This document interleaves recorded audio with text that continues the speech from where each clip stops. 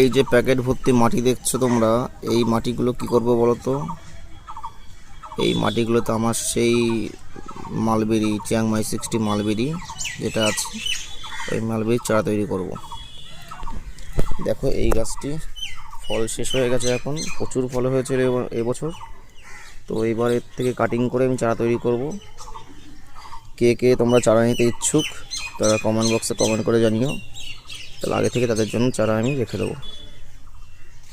Subscribe করে রাখো চ্যানেলটাকে, পাশে থাকো। ভালো থাকবে সবাই।